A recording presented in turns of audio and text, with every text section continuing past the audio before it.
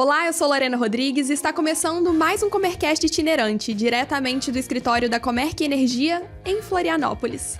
Aqui a gente fala de energia e sustentabilidade com conversas que podem transformar a sua empresa. A medida provisória número 1300 de 2025 trouxe uma proposta ampla de reforma no setor elétrico brasileiro. Neste episódio, você vai entender os principais pontos e o que muda na prática para empresas e consumidores. Vamos nessa? Hoje eu recebo um convidado que acompanha de perto o cenário regulatório e os impactos no mercado de energia. João Aramis, diretor comercial na Comerc Energia. Seja muito bem-vindo. Olá, Lorena, muito obrigado. Um prazer fazer parte de mais um Comercast e esse itinerante, em Florianópolis. Embora a gente tenha operação em todo o Brasil, muito bom falar com você aqui. Vamos falar de um tema bastante técnico. Eu não sou advogado, não sou jurídico, eu sou engenheiro. E aí eu vou tentar trazer o tema aqui de uma forma bastante prática, de uma forma lúdica, para que os nossos ouvintes aqui possam entender o que está acontecendo nesse momento importante do setor elétrico brasileiro. Perfeito. João, e para começar, o que é essa medida provisória e por que ela tem gerado tanto debate entre os agentes do setor? Certo, Lorena. Bom, o termo medida provisória é uma proposta do governo. Alguns estão chamando de modernização, atualização, reforma do setor elétrico. Basicamente, é trocar o que existe hoje em termos de regras, de como esse mercado funciona, e propor algo diferente para o futuro. A medida provisória ela é algo que tem força de lei. Por quê? Porque a partir do momento que ela é publicada, e essa especificamente, ela foi publicada no dia 21 de maio de 2025. Então, algumas coisas já estão valendo, tá? E essa medida provisória, qual que é o rito? Eu vou explicar um pouco do rito da tramitação, Ela foi publicada, ela tem poder de lei, já está valendo, ela tem duração de 60 dias. Caso ela não seja convertida em lei, ela pode ser prorrogada por mais 60 dias, e aí, então, ela precisa ser convertida em lei ou não, tá? E por que ela está gerando tanto debate e tanta discussão? Porque ela afeta boa parte do setor elétrico, Desde geradores, comercializadores e principalmente os consumidores. De uma forma bastante resumida, a gente vai fazer um bate-papo aqui para explorar em profundidade, mas o governo ele propôs 4 grandes eixos sobre essa medida. O primeiro eixo, eles chamaram de o eixo da justiça tarifária. Então, basicamente, uma classe da população brasileira vai ter um benefício, um desconto na tarifa de energia elétrica, tá? O segundo eixo é o eixo que eles chamaram da liberdade para o consumidor. Aqui a gente está falando de abertura do mercado livre de energia. Então, é algo que nasceu lá em 1995. Já gravamos vários comercasts e videocasts sobre o tema. E agora a gente passa por uma nova fase, até fazendo um paralelo aqui, uma analogia com o mercado financeiro, o mercado de telefonia. Vai ser um momento que você, Lorena, eu, João Aramis, as pessoas físicas, em algum momento, a gente vai poder escolher o nosso fornecedor de energia elétrica, Então, é algo bastante esperado pelo Brasil. Isso já acontece em várias regiões de outros lugares do mundo, Então, esse é o segundo eixo. Tem um terceiro eixo que foi chamado de equilíbrio para o setor. Então, veja que alguns desses eixos eles vão gerar custos e outros precisam compensar. Então, o governo vai fazer um pacote de medidas aí para fazer esse equilíbrio. E o quarto e último eixo foi chamado de outros, demais medidas, entre elas alterar o nome da CCE, que é a Câmara de Comercialização de Energia Elétrica. E agora a proposta é que seja a Câmara de Comercialização de Energia, porque a gente tem um mercado livre de gás também que vai acontecer, e a ideia é que a própria Câmara possa operacionalizar essas atividades. Perfeito. E qual é o impacto disso para os clientes da Comerc? Você já falou, já tem algumas coisas que estão válidas, mas tem coisas ainda em análise, Boa, muito bem. Eu vou tomar a liberdade aqui de pegar o termo clientes e tentar quebrá-lo em dois, Porque a gente tem clientes consumidores finais, clientes que são geradores ou clientes que são distribuidores de energia elétrica. Eles atuam em momentos diferentes da cadeia, tá? E vou falar dos principais impactos, evidentemente, que afetam a grande população, os consumidores. Então, o primeiro grande efeito tem a ver com a tarifa social, então, que é o primeiro eixo que eu expliquei agora há pouco, A tarifa social diz o seguinte, essa nova justiça tarifária, eles vão fazer a isenção da tarifa de energia elétrica para algum grupo de pessoas que estão cadastradas no CadÚnico do governo, que recebem até meio salário mínimo. Então, essas pessoas elas vão deixar de pagar energia elétrica, tá? Existe uma segunda etapa um desdobramento desse, que é consumidores também cadastrados no CAD único do governo, que recebem entre meio e um salário mínimo per capita na família, eles vão ter um desconto na tarifa de energia. Então veja que esse é um primeiro impacto em que boa parte da população brasileira vai deixar de pagar energia elétrica. Isso não significa que o custo ele não existe, né? Então, assim, uma parte deixa de pagar, isso aí vai virar custo em algum outro lugar e a gente sabe que são os demais consumidores. Então, o primeiro grande impacto seria esse, eu vou chamar aqui de vetor, porque o tamanho do aumento ele varia para cada tipo de empresa. Então, existe aqui um vetor de crescimento, de aumento de custos por conta desse benefício que vai ser dado para a parte da população, né? Existe um outro tema que está gerando bastante discussão, que é o fim do desconto na TUSD. Hoje, alguns consumidores, de uma forma bastante simples, eles podem comprar energia de fonte convencional ou então de fonte incentivada, né? Esse é o termo do setor. E essa energia incentivada, ela tem um desconto, né? Em vez de você pagar a tarifa cheia para o transporte da energia, o transporte da energia chegar na fábrica, ele vai ter um desconto de 100% ou 50%, por exemplo. E a proposta do governo é acabar com esse desconto, né? Então, e é algo que existe desde que o setor é setor. Então, isso aí, evidentemente, é um direito já adquirido pelas empresas. Então, isso está gerando bastante discussão e esse é um segundo grande impacto. E aí, um terceiro, que eu posso citar aqui entre várias mudanças, evidentemente, é sobre a autoprodução de energia elétrica, que é aquele consumidor que escolhe gerar a sua própria energia de forma direta ou indireta. Então, o governo está propondo novas regras muito mais rigorosas, né, restritivas, né, para grandes consumidores. Isso também impacta a cadeia não só dos consumidores, como também dos geradores, né, que eu citei agora há pouco. O gerador ele conseguia até então fazer essas operações de uma forma um pouco mais simplificada, e agora fica mais restritivo, ao passo em que, como vai acabar o desconto da energia para o consumidor final, esse desconto ele é do gerador. Então ele também passa a ter uma energia que teria um valor menor, tá? Então isso também impacta as usinas, os geradores de energia elétrica. Perfeito. Você pode explicar um pouco melhor sobre esse consumidor baixa renda?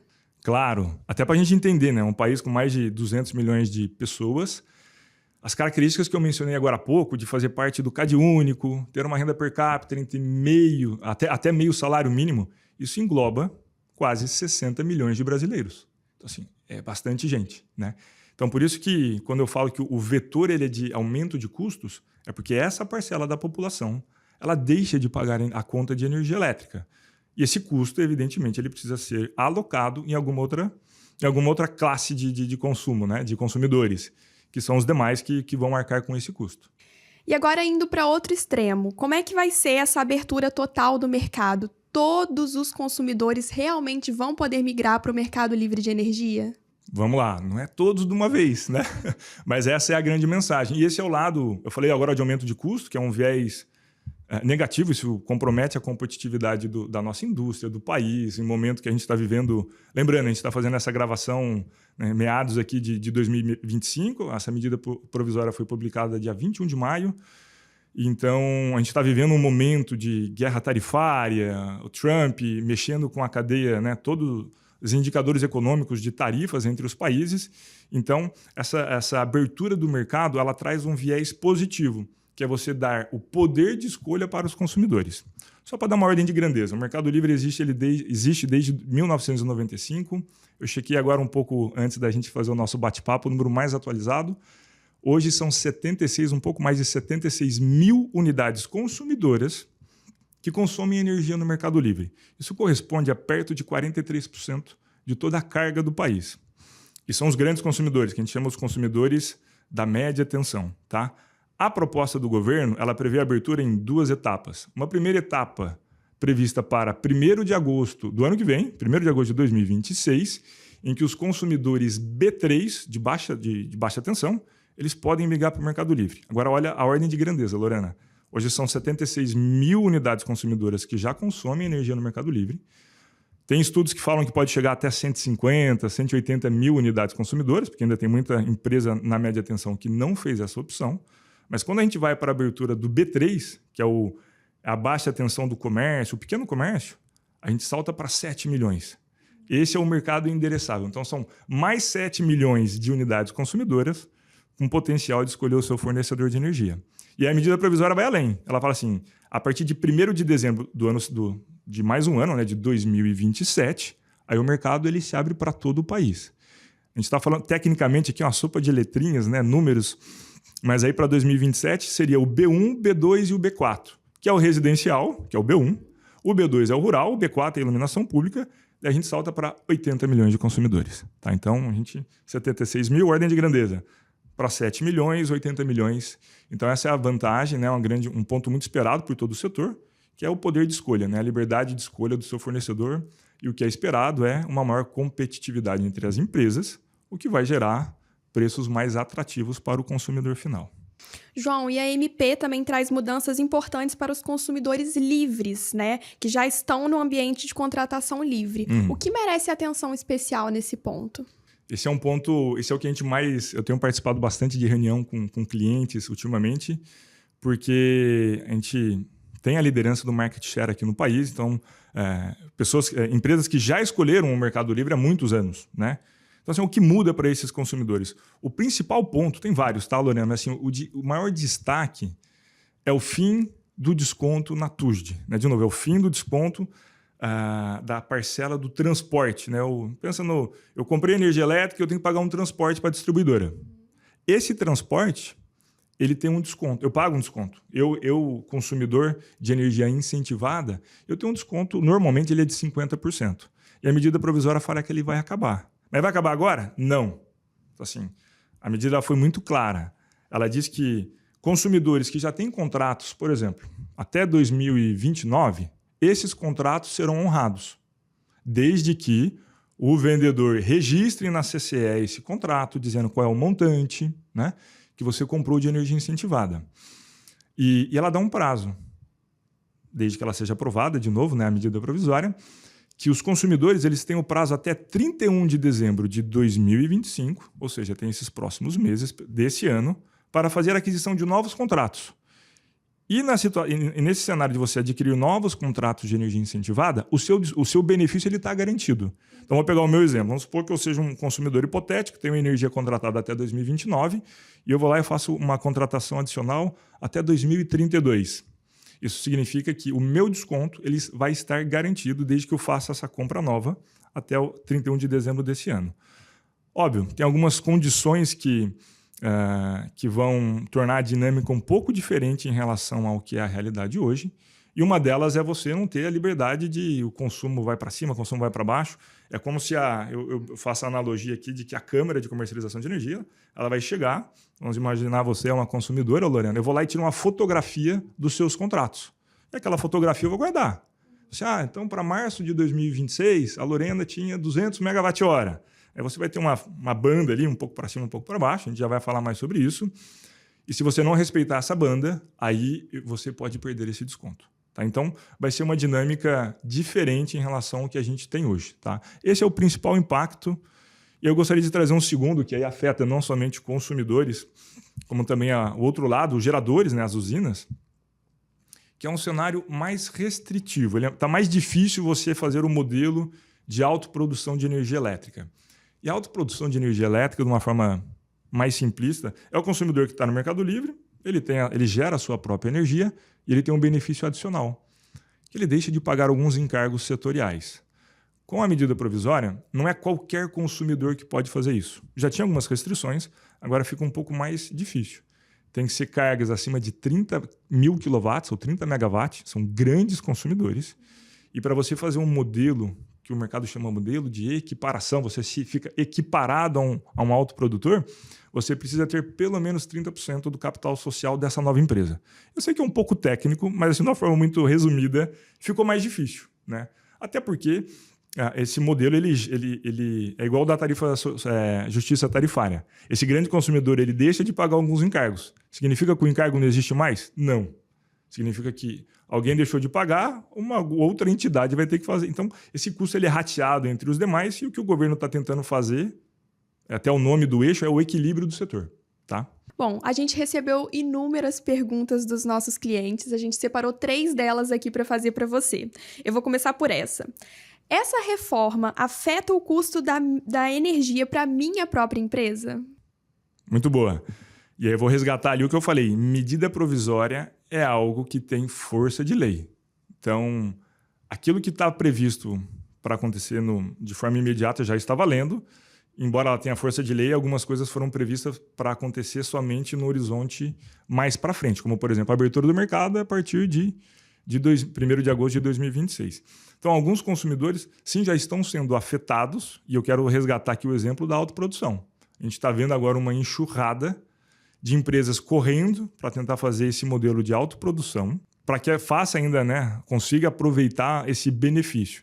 Então, existe um grande impacto para consumidores e também um grande impacto para os geradores, que é quem consegue fazer essa operação de autoprodução. Tá? Esse seria o principal. E, óbvio, um outro grande impacto é a preocupação que a gente falou dos consumidores. Né? Principalmente empresa grande, capital aberto, listadas, são empresas que trabalham com planejamento financeiro, orçamentário. Então, a partir do momento que existe uma mudança agora que vai impactar o orçamento, seja do ano vigente ou do próximo ano, existe uma procura muito grande agora aqui pela Comerc para a gente auxiliar em simulação de cenários, para entender como vai ser o custo, ou pelo menos traçar possibilidades, né?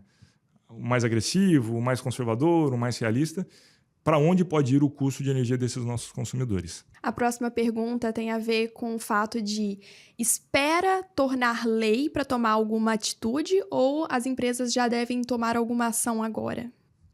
Essa aí, 100% dos casos eu recebo essa pergunta, né? E aí, João, cara, o que a gente faz? Compra ou vende? Espera ou não faz nada? E essa é uma pergunta, Lorena.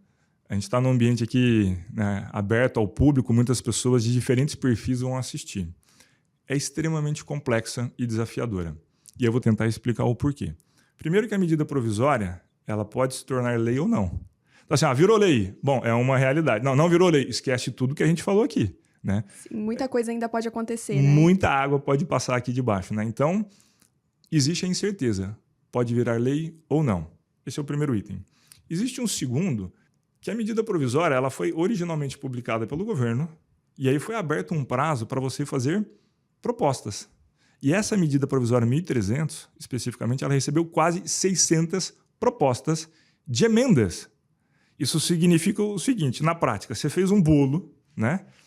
E falou, não, acho que esse bolo está legal desse jeito, ele está muito bom, né?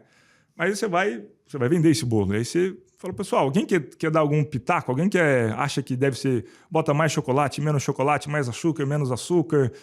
É isso que está acontecendo na prática. Então, 600 palpites de melhorias. Exato. E lembrando, a gente tem um setor que ele é bastante departamentalizado. Tem o gerador, que tem os interesses do gerador, tem o consumidor, né, as transmissoras, as distribuidoras, tem o gerador incentivado, o gerador não incentivado.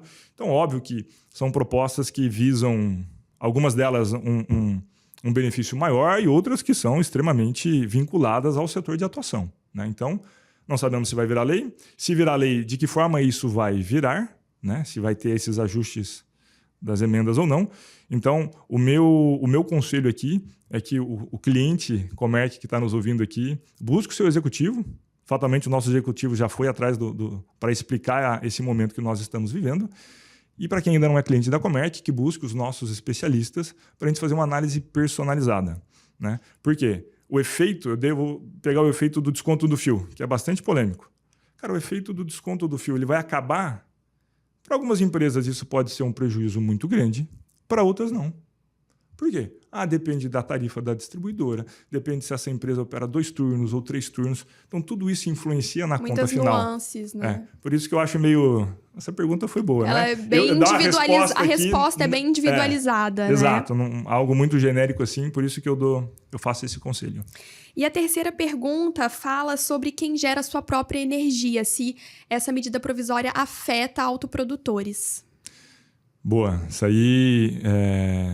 aí pegou bastante, né? Todas as empresas ali, os geradores de energia incentivada, como, por exemplo, solar, eólica, biomassa, as PCHs, pequenas centrais hidrelétricas, porque são empresas em que, eu vou usar o termo prêmio aqui, né? Então, existe uma energia chamada convencional, e aí quando você é um gerador incentivado, que é o caso aqui, você consegue colocar um prêmio sobre essa energia inconvencional.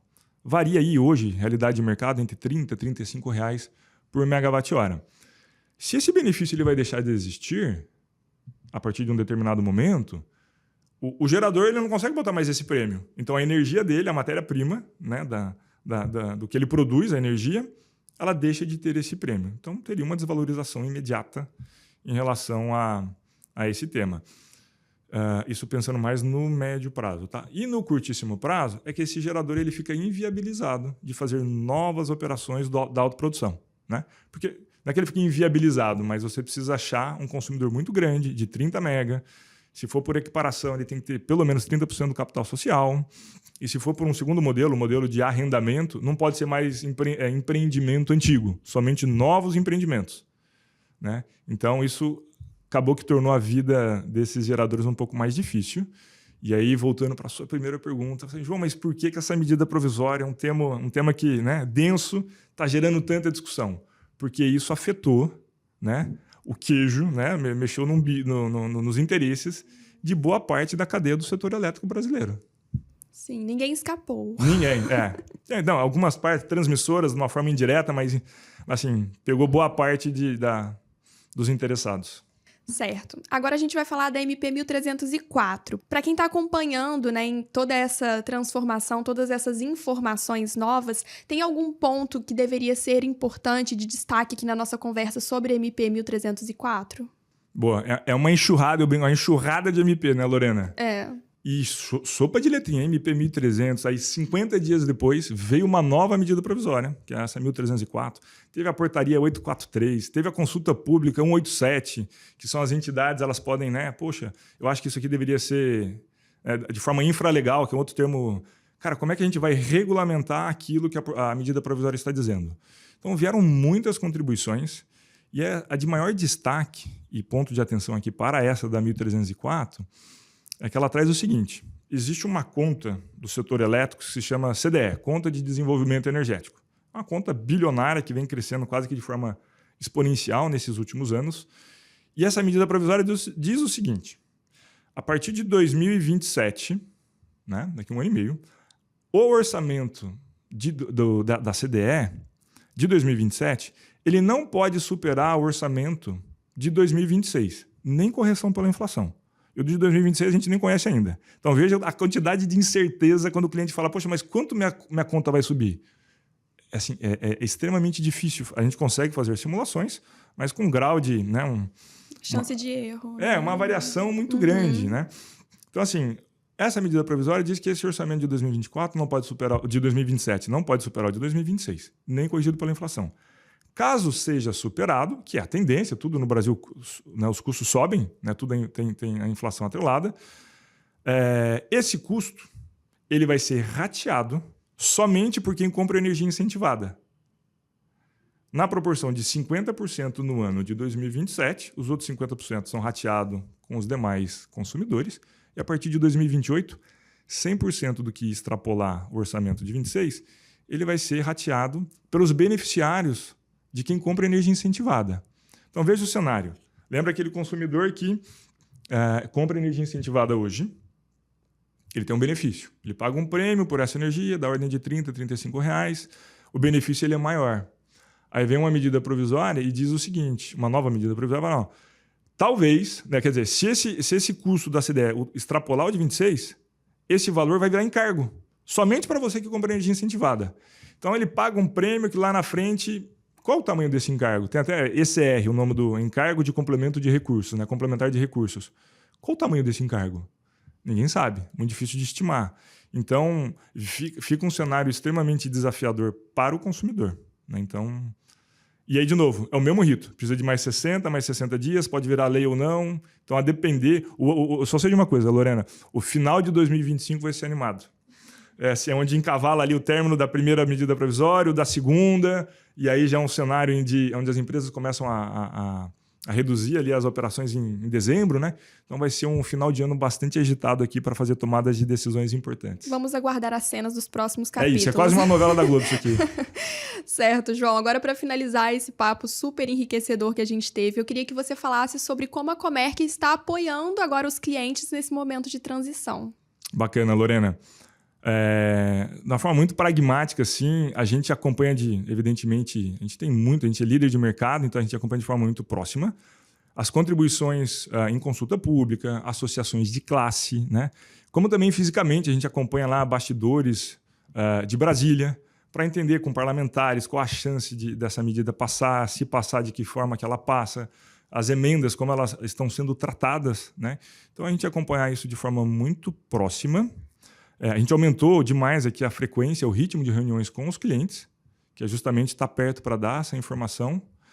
E o que eu tenho falado aqui para todo o nosso time do comercial, que em momentos de grande incerteza, que é exatamente esse o que a gente vive hoje, transparência e informação de qualidade são fundamentais para que os nossos clientes tomem as melhores decisões. Então, é em cima disso que a gente está investindo, transparência, qualidade de informação, para que os nossos clientes saibam o que pode acontecer com maior ou menor probabilidade de fato avançar essas medidas. João, em nome da Comerc, eu quero te agradecer por você compartilhar o seu conhecimento e ajudar a traduzir essas informações todas de forma tão clara e acessível. Foi um prazer te receber aqui.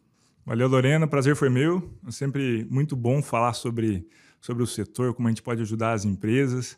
E agora eu quero fazer um convite, você que ficou firme até o final aqui com a gente. Obrigado pela participação. Você que ainda não é cliente da Comerc e quer receber uma ajuda estratégica para você se posicionar no setor elétrico brasileiro, conte com o nosso time. Vai ser um prazer, a gente vai poder auxiliá-los nessa jornada, reduzindo custos com energia elétrica, além de reduzir a sua pegada de carbono. Até mais, pessoal! Se você ficou com alguma dúvida ou quer entender como a sua empresa será afetada, procure a Comerc Energia. Se você ainda não nos segue nas redes sociais, a hora é agora. Somos Comerc Energia em todas as plataformas. E se estiver assistindo a gente pelo YouTube, aproveite para se inscrever no nosso canal e ativar as notificações para não perder os próximos episódios. Obrigada e até a próxima!